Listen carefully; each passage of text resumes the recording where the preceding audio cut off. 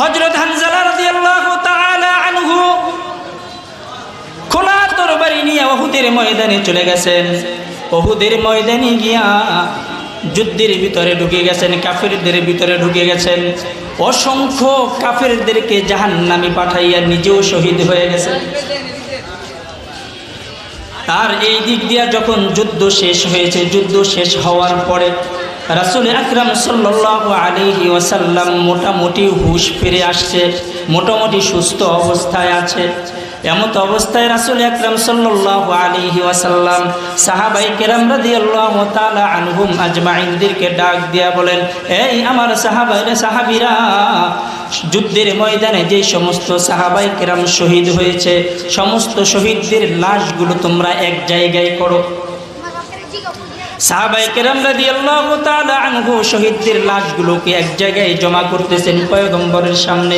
কতটা লাশ হয়েছে? 68টা লাশ হয়েছে, 70টা হইতে এখনো 2টা বাকি আছে। রাসূল আকরাম সাল্লাল্লাহু আলাইহি ওয়াসাল্লাম বলেন, আরো 2টা লাশ বাকি আছে, 2টা লাশ তোমরা খুঁজে বের করো। কারণ আল্লাহ তাআলা আমাকে গত রাত্রে স্বপ্নে দেখিয়েছেন 70 জন সাহাবী, 70টা উট আমি জবাই করেছি। তার মানে আরো 2 জন সাহাবীর লাশ বাকি আছে, 2 জন সাহাবীর লাশ তোমরা খুঁজে বের করো। সাহাবায়ে কেরাম উহুদের ময়দান তন্ন তন্ন করে খুঁজতেছেন, 2 জনের লাশ পাওয়া যায় না, 2 জনের লাশ পাওয়া যায় না। সাহাবায়ে কেরাম রাদিয়াল্লাহু তাআলা আনহু সাফা পাহাড়ের উপরে উঠে গেছেন, নিচের দিকে তাকায় দেখে একটা লাশ দেখা যায়। তবে লাশের কোনো আকৃতি নাই, হাত এক জায়গায় পড়ে আছে, পাও এক জায়গায় পড়ে আছে, নাক এক জায়গায় পড়ে আছে, কান এক জায়গায় পড়ে আছে, মাথাটা দ্বিখণ্ডিত হয়ে আর এক প্রান্ত পড়ে আছে। সাহাবায়ে কেরাম রাদিয়াল্লাহু তাআলা আনহু চিনতে পারতেছেন না কার লাশ এখানে পড়া। সাহাবায়ে কেরাম রাদিয়াল্লাহু তাআলা আনহুকে ডাক দিয়া বলেন, পয়গম্বর, এই যে পাহাড়ের নিচে তাকায় দেখা যায় একটা সাহাবীর লাশ দেখা যায়, কার লাশ আমরা বুঝতে পারতেছি না গো পয়গম্বর। রাসূল আকরাম সাল্লাল্লাহু আলাইহি ওয়াসাল্লাম নিচের দিকে তাকিয়ে বলতেছেন, এরে আর কারো লাশ না, আমার সাহাবী, আমার চাচা হযরত আমির হামজার লাশ এইটা। কলিজাটা পর্যন্ত বের করে চিবে চিবে খেয়ে ফেলেছে। কত নির্মম ভাবে শহীদ করেছেন হযরত আমির হামজা রাদিয়াল্লাহু তাআলা আনহুকে। দ্বীনের জন্য নবীর মহব্বতে জীবনটাকে বিলিয়ে দিয়েছেন। রাসূল আকরাম সাল্লাল্লাহু আলাইহি ওয়াসাল্লাম লাশের পাশে গিয়া হযরত আমির হামজা রাদিয়াল্লাহু তাআলা আনহুর পাশে বসে নিজের মাথা থেকে রুমালটাকে বিছিয়ে দিয়া নিজের হাত দিয়া টুকরাগুলো রুমালের ভিতরে উঠাইতেছেন আর চোখের পানি ছেড়ে দিয়েছেন।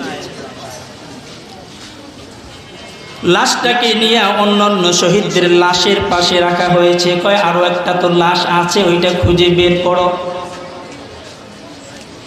যখন খোঁজাখুঁজি করতেছেন, দূর থেকে একটা মহিলা হাতের উপরে লাল কাপড় উড়াইতে উড়াইতে মাঠের ভিতরে আসতেছেন আর পয়গম্বরকে চিল্লায় চিল্লায় ডাকতেছেন, ওগো পয়গম্বর,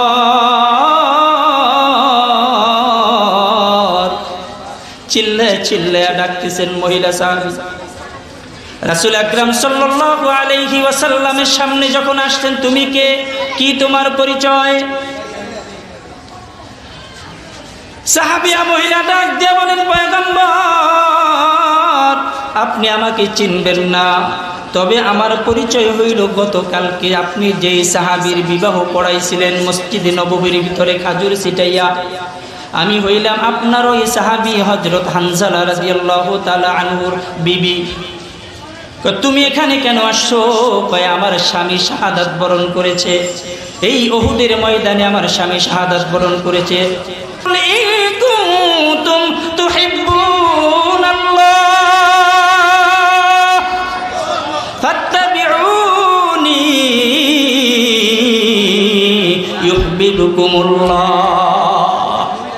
যদি আমি আল্লাহ তাআলাকে পাইতে চাও, আমি আল্লাহ তাআলাকে মহব্বত করতে চাও, তাইলে আমার নবীকে তোমরা মহব্বত করো, নবীকে ভালোবাসো। রাসূল আকরাম সাল্লাল্লাহু আলাইহি ওয়াসাল্লাম বলেন, আল মারউ মা'a মান আহাব্বা, যার সাথে যার মহব্বত তার সাথে তার কিয়ামত। যদি আমার সাথে নবীর সাথে মহব্বত থাকে, নবীর সাথে ভালোবাসা থাকে, তাইলে আমার হাসর নাসর হবে নবীর সাথে। আর যদি আমার মহব্বত থাকে ল্যাংটার সাথে, আমার মহব্বত যদি সাথে থাকে সালাওয়ালার সাথে, হ্যাঁ, আমার মহব্বত যদি থাকে বেনামাজির সাথে, সুদখোরের সাথে, ঘুষখোরের সাথে, এলাকার বড় বাটপারের সাথে, তাইলে আমার হাসর নাসরও হবে তাদের সাথে। এই জন্য মহব্বত করার ক্ষেত্রে খুব সাবধান। কার সাথে মহব্বত করতে হবে, ভালোবাসতে হবে, এই ক্যাটাগরি কিন্তু আল্লাহর রাসূল সাল্লাল্লাহু আলাইহি ওয়াসাল্লাম দিয়ে দিয়েছেন। ওইরকম ভাবে মহব্বত করতে হবে তো ভালোবাসতে হবে।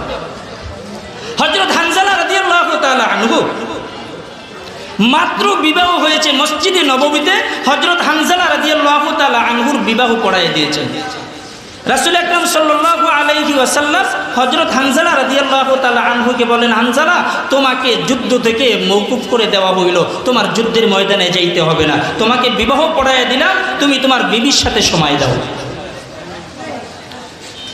পরের দিন রাসূল আকরাম সাল্লাল্লাহু আলাইহি ওয়াসাল্লাম যুদ্ধের ময়দানে চলে গেছেন, উহুদের ময়দানে। উহুদের ময়দানে চলে গেছেন। যুদ্ধের ময়দানে যুদ্ধ চলতেছেন, তুমুল যুদ্ধ। সাহাবায়ে কেরাম রাদিয়াল্লাহু তাআলা আনহু যুদ্ধ করতেছেন। এই দিক দিয়ে সমস্ত কাফেরেরা টার্গেট শুধু একটা, যে রাসূল আকরাম সাল্লাল্লাহু আলাইহি ওয়াসাল্লামকে দুনিয়া থেকে সরাইয়া দেওয়া। সমস্ত কাফেরদের টার্গেট এইটা। এই টার্গেট করতে গিয়া একটা কাফের রাসূল আকরাম সাল্লাল্লাহু আলাইহি ওয়াসাল্লামকে দূর থেকে পাথর মেরেছে।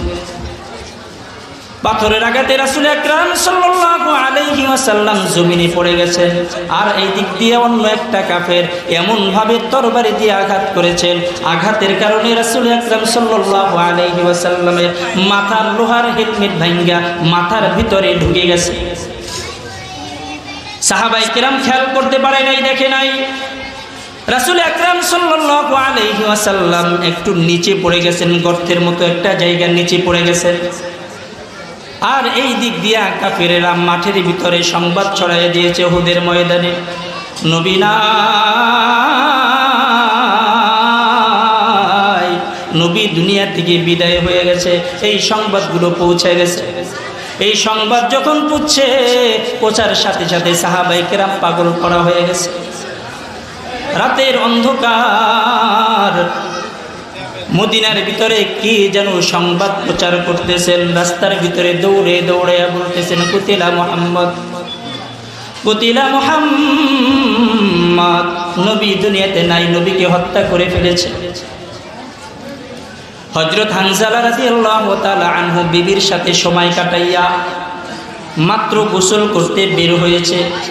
যখনই গোসল করতে বের হয়েছে, গোসলের ভিতরে এই সংবাদটা আসছে, কে যেন সংবাদ দিয়া যায়, কুতিলা মুহাম্মদ। হযরত হানজালা রাদিয়াল্লাহু তাআলা আনহু এই সংবাদ পাইয়া পানির যে পাত্র ছিল, পানির পাত্রটা ওখানে ছেড়ে দিয়েছেন।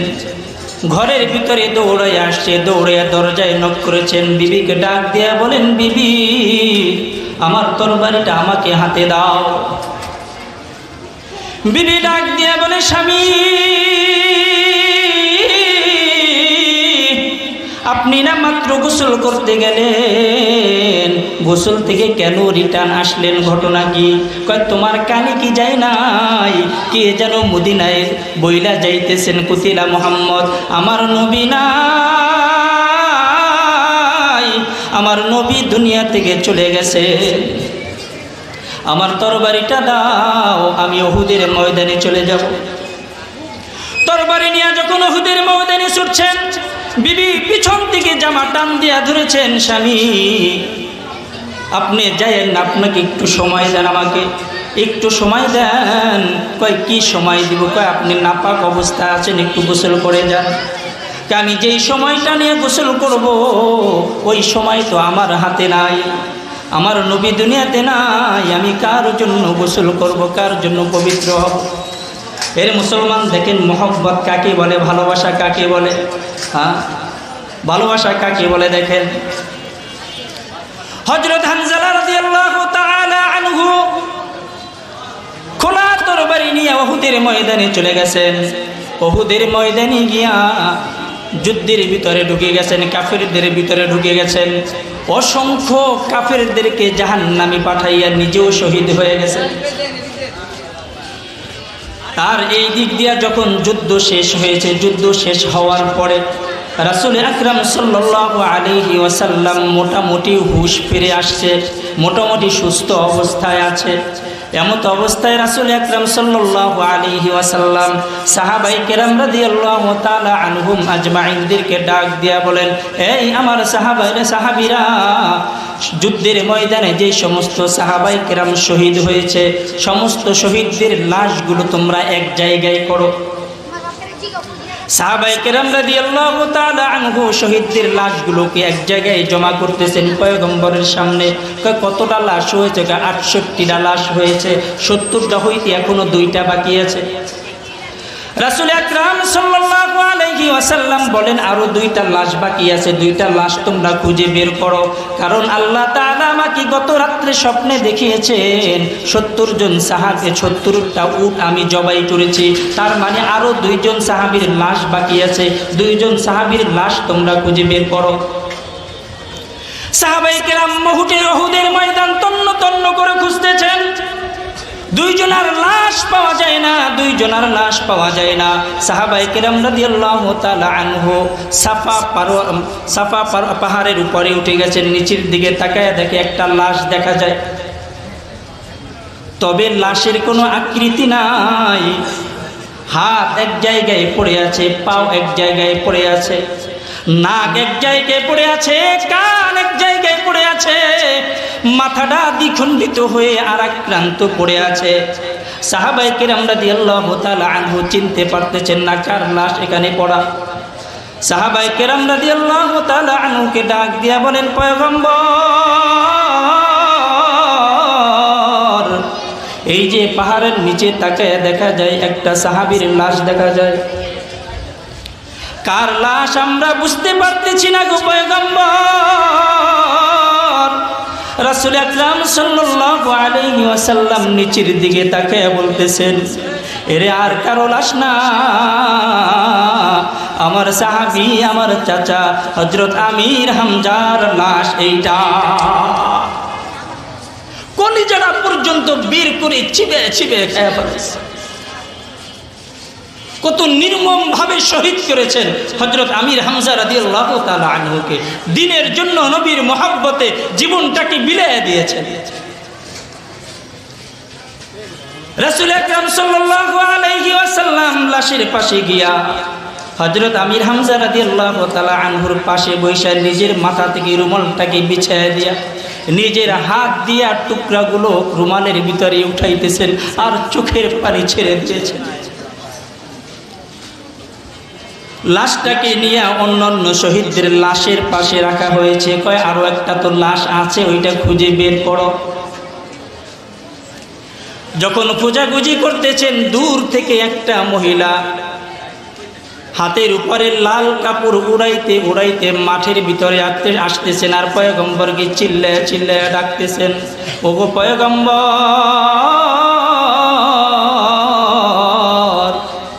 চিল্লায়া চিল্লায়া ডাকতেছেন মহিলা সাহাবী।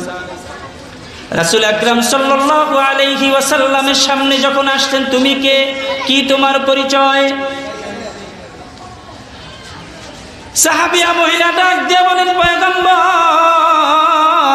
আপনি আমাকে চিনবেন না, তবে আমার পরিচয় হইল গতকালকে আপনি যেই সাহাবীর বিবাহ পড়াইছিলেন মসজিদে নববীর ভিতরে খাজুর ছিটাইয়া, আমি হইলাম আপনার ওই সাহাবী হযরত হানজালা রাদিয়াল্লাহু তাআলা আনহুর বিবি। তুমি এখানে কেন আসছো? কয় আমার স্বামী শাহাদাত বরণ করেছে, এই উহুদের ময়দানে আমার স্বামী শাহাদাত বরণ করেছে। তাকে না আসতে আমি নিষেধ করেছিলাম, তাকে না আমি ছুটি দিয়ে দিয়েছি, তারপরও কেন আসছে? গত রাতে মদিনার অলিতে গলিতে কে যেন সংবাদ প্রচার করে গেছে, কুতিলা মুহাম্মদ, আপনি শহীদ হয়ে গেছেন।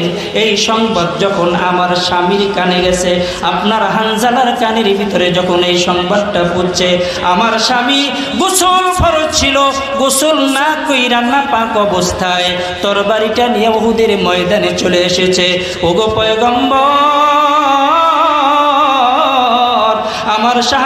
আমার স্বামীকে গোসল ছাড়া নাপাক অবস্থায় দাফন করবেন না।